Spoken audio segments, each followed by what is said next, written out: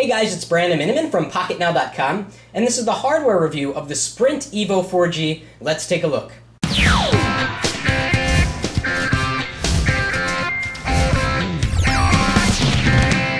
Okay, we're back, and before we talk about the hardware on the device, I want to talk about the screen quality, the contrast and the color. When I first turned on the EVO 4G, I thought to myself, this screen kind of looks washed out. Then I quickly realized that I had been using, or I remembered that I was using the Nexus 1 as my daily driver, which has an AMOLED screen. AMOLED screens have fantastic contrast and almost never look washed out. And that's why I thought that. As you're going to see in a second, the EVO 4G has a fantastic screen that's even better than the HD2. So we've got all these devices set on automatic brightness, and we're going to turn them on and bring you to the same spot. I've got Pocketnow.com loaded so you can see what they look like. And I'll jump into the browser over here, already loaded. And you can see straight off the bat that the whites are whiter here on the EVO 4G than on the HD2. But compared to the Nexus 1, and this may be a matter of personal preference, I find the colors to be a little bit sharper. The blues are a little bit richer. The greens are more green on the Nexus 1. But again, that's what you get with an AMOLED screen. To make a 4.3-inch AMOLED screen right now would be very expensive. That's probably why HTC hasn't done it yet. I'm sure we'll see larger AMOLED screens in the near future. So that was a quick note on screen quality. I find that the EVO 4G does in fact have very good color reproduction and contrast. So let's take a look around the rest of the device. Okay, so starting at the top, we have the speaker grill here, but we also have a notification light up here, which is really handy to have. So you can glance at your phone across the room and say, okay, I have a new email, I have a new SMS. You can set this in the settings. Very nice feature. Then we have this front-facing video camera that can be used with a quick calling application. It's a 1.3 megapixel camera. You can also use it to take self-portraits, which comes in handy if you are taking pictures of you and another person and you want to get that sort of angle in front. It's got the Sprint logo up here. Again, the screen is 4.3 inches, just like the HD2. The resolution is 800 down by 480 across, so very high resolution display. We've got 4 buttons down here, all of which are completely flat and capacitive, and they vibrate a little bit when you press them. So you've got home, menu, back, and search. It feels kind of weird compared to the HD2 because the HD2 has these buttons on the front, which you can actually feel for. Something to get used to, though. Those of you that are using a Nexus 1 are probably used to not having physical buttons here on the bottom. Going over to the left side, we have nothing. They actually put the volume rocker on the right side, which I haven't found a problem with. It took them a few calls to get adjusted to it, but so far, so good. Up here on the top, we have a 3.5mm headphone jack and the power standby button. On the bottom, we have 2 ports, which is pretty rare nowadays. One is actually the HDMI port, and this uses the microD HDMI connector. I actually just ordered one from Amazon so that I can demonstrate to you how this works when connecting to a projector or a flat panel.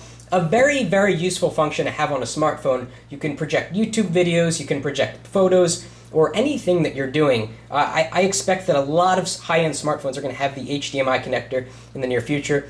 And here we have microUSB, so it's compatible with all your existing microUSB chargers. And then we have a microphone down here.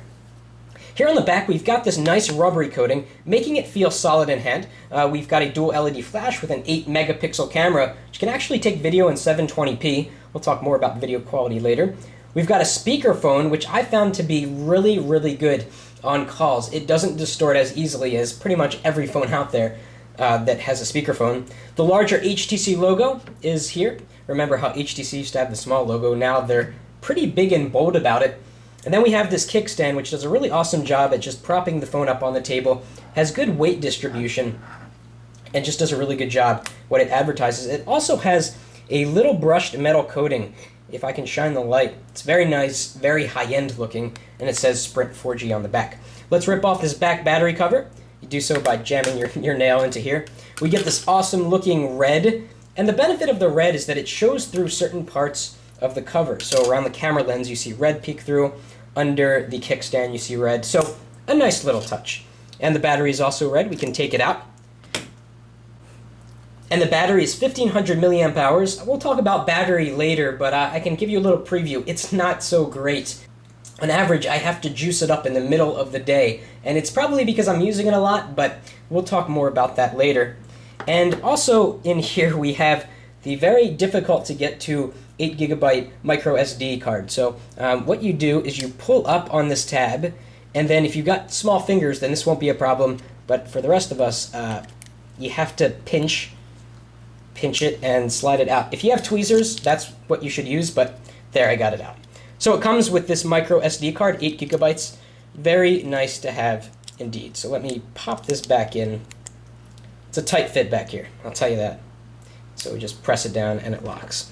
So let me pop this back in and we'll turn back over to the front. Now, if you're interested in buying the EVO 4G, know that it is not a small, lightweight phone. It is big, it feels big in hand, it feels big in the pocket, and it's heavy. It's 170 grams compared to the HD2, which is 157 grams, and the Nexus 1, which is 130 grams. I've been using the Nexus 1 and the EVO 4G, and when I take out the EVO 4G, it just feels dramatically heavier. And you would think with a form factor like the HD2, it would feel like the HD2. Let me tell you, it does not feel like the HD2. The HD2 feels like a big phone, like a big PDA. It's thin. It feels good in the pocket. It slips right in.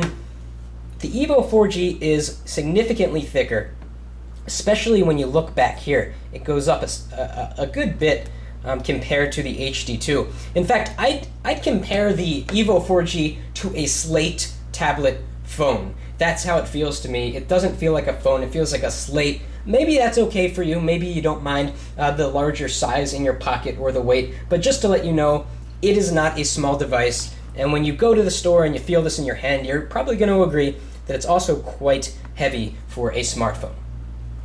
So that was the hardware review of the Sprint EVO 4G. We'll be back with a lot more coverage. Be sure to give the video a thumbs up if you liked it, and please subscribe to our channel if you like our videos. That's it for now.